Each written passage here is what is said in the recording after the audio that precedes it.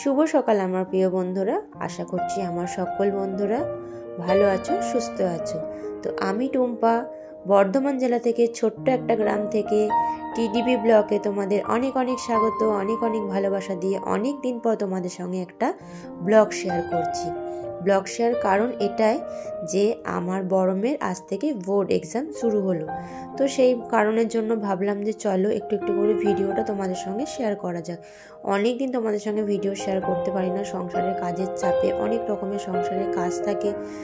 যদিও জানি যে করা যায়, তাহলে ওই অনেক দিন পর করা হচ্ছে না বলে সেই কারণের জন্য আর করাও ভিডিওটা যে করে যে এডিট করব সেটা তোমাদের কাছে পৌঁছানো হয়নি। ভিডিও কিন্তু অনেক করা আছে, কিন্তু তোমাদের কাছে ভিডিও পৌঁছাতে পারি না। তো যাই হোক, আমার সকল বন্ধুরা আমার ভিডিওটা একটু কষ্ট করে দেখে একটা লাইক কমেন্ট করে যেও। অনেকদিন পর যেহেতু ভিডিও তোমাদের সঙ্গে শেয়ার করছি। তো যাই হোক, আমার একটু ঠান্ডাও লেগেছে এই সিজন চেঞ্জের জন্য, একদিন ঠান্ডা একদিন গরমের জন্য।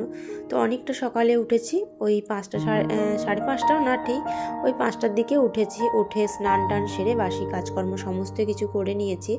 করে তারপরে স্নান করে পুজোটা দিয়ে তারপরে রান্নাটা, এদিকে ভাতটা বসিয়ে দিয়েছিলাম। ভাতটা না বসালে আমার মেয়ে তো খেয়ে যেতে পারতো না, যেহেতু ওকে 9:30টার মধ্যে বেরোতে হয়েছিল।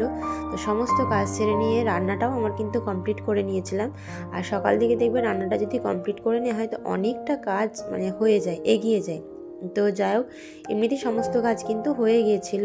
তো তারপর রান্নাটা শুধু হলে কি হবে, এরপর আমার ছোট মেয়ে যে, তো ওর বাপি যাওয়ার পর সমস্ত বাড়ি কিন্তু এলোমেলো করে দিয়েছিল।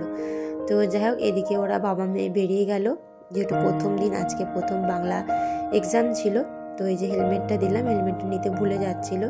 আর এই যে আমার বড় মেয়েও কিন্তু রেডি হয়ে গেছে। তো ওরা আমার বড় মেয়ে আর আমার বরকে যেতে দেখে রিসুনা কিন্তু ভীষণ কান্না করছিল যে ও যাবে, দিদি দিদি গেছে কেন, ও যাবে সঙ্গে। তো এরকমই যখনই আমার বড় মেয়ে ওর বাবার গাড়িতে কোথাও যায়, ও কিন্তু ভীষণ কান্না করে, ভাবে যে বাবা আমার দিদিকে নিয়ে যাচ্ছে, আমাকে নিয়ে যাচ্ছে না। তো এরকমই দুষ্টামি করে। এদিকে দেখো কীরকম দুষ্টামিটা করছে, ভীষণ দুষ্টামি করে আর ভীষণ কিন্তু দুষ্টু। তো যাই হোক, এরকম করেই আমার সারাটা দিন পেরোয়। তো মা বলছে যে ওকে এরকম করে নিচ্ছ কেন, ভালো করে নাও। তো আমিও একটু ওর সঙ্গে একটু মজা করছিলাম, খেলছিলাম।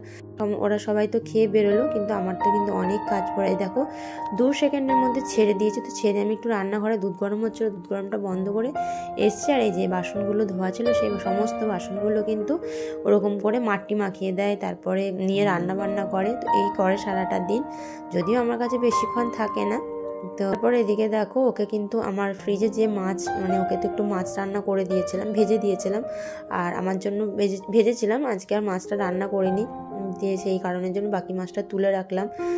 তারপর এদিকে দেখো রিসুনা কিন্তু স্নান টান করিয়ে ওর মায়ের কাছ থেকে কিন্তু খেয়ে এসে তো এক ঘুম কিন্তু হয়ে গেছে। তো এই যে ঘুম হয়ে গেছে, সেটাই বলছিলাম যে সোনার স্নান খাওয়া ঘুম কিন্তু হয়ে গেছে। দেখো এটা দিয়ে আমাকে কেমন গায়ে মাখাচ্ছে। তো যাই হোক, আমার কিন্তু সমস্ত কাজকর্ম কিন্তু হয়ে গেছে। বাড়ির যে অগোছালোগুলো ছিল সেই অগোছালোগুলো গুছানো হয়ে গেছে। আর এই যে বাসন কিছুটা ছিল, সেই বাসনগুলো কিন্তু ধুয়ে নিচ্ছি, কারণ অনেকটা রান্নার পরে বাসন আছে। আর কাজের দিদিকে হয় সকালে শুধু আসে, একবেলা আসে, তো সেই কারণের জন্য তো অনেক তো বাসন হয়ে যাবে, তারপর রাতে আবার লাগবে। তো খানিকটা বাসন আমি ধুয়ে নিই, রাতে যেগুলো হয় সন্ধ্যার পর থেকে সেগুলো রেখে দিই।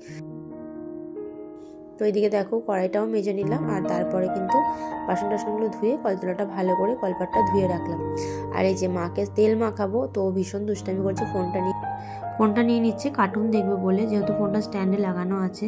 তো আর তর্স হয়েছে দিকে তেল মাখাচ্ছি। সকালে কিন্তু মাকে গরম জল, সকাল দিকে বলতে 10টা সাড়ে 10টার দিকে তো মাকে গরম জল ঢেলে গাটা ধুয়ে দেওয়া হয়েছিল, তেলটা মাখিয়ে দেওয়া হয়নি। তো অনেকক্ষণ থেকে আমাকে বলছে একটু হাতে পায়ে তেল বুলিয়ে দেওয়ার জন্য, তো সময় হচ্ছিল না। তো বাকি কাজগুলো, হাতের কাজগুলো সেরে তারপরে হাতে পায়ে একটু তেল বুলিয়ে দিলাম। তো এরপরে মাকে খাওয়াবো, এখন ওই 12:30 পৌনে 1টা বাজে। তো খাইয়ে দিই অনেকক্ষণ, যেহেতু বয়স্ক মানুষ খেয়েছে, তো আর অসুস্থতার কারণের জন্য একটু সময় মতো খাইয়ে দিলে ভালো, নাহলে বয়স্ক মানুষ তো শরীর খারাপ করে।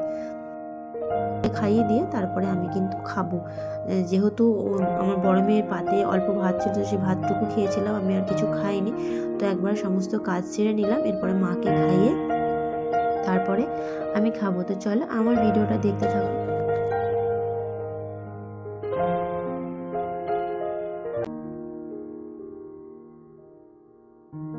আমি তো এইদিকে খেতে বসলাম আর আমার ছোট্ট সোনাকে ওইদিকে ফোন দিয়ে আসলাম কার্টুন দেখার জন্য। আমি যতক্ষণ খাবো নইলে ততক্ষণ ও জল ঘেটে জল এত ঘাটতে পারে ধারণার বাইরে জল ঘাটে। তো যাই হোক, আমার দিকে খাওয়া কিন্তু কমপ্লিট হয়ে গেছে। তা করতে করতেই কিন্তু ওরা চলে এসেছিলো। তোর বাবাকে খেতে দিলাম আর আমার বড় মেয়ে কিন্তু কিচ্ছু খেলো না, যে সকালে অল্প ভাত খেয়ে গেছিলো, একটা লেস ছিল, লেসটা খেয়ে জল খেলো। তো খানিকক্ষণ পর আমি আরেকবার জিজ্ঞাসা করলাম যে খাবে নাকি, বললো না খাবো না। তো আমি তো সন্ধ্যার দিকে তারপরে ওকে একটু লুচি আর বিনস আলু ভাজা করেছিলাম। তো ভাবলাম যে সন্ধ্যাবেলা তো আমাদের এমনি সবাই টিফিন করে, তো ওকে করে দিলাম, রাতের দিকে ভাত খাবে। তো চলো আজকের ভিডিওটা এই পর্যন্ত রাখছি। দেখা হচ্ছে তোমাদের সঙ্গে নেক্সট অন্য কোনো ভিডিওতে। ততক্ষণের জন্য সুস্থ থাকবেন, ভালো থাকবেন।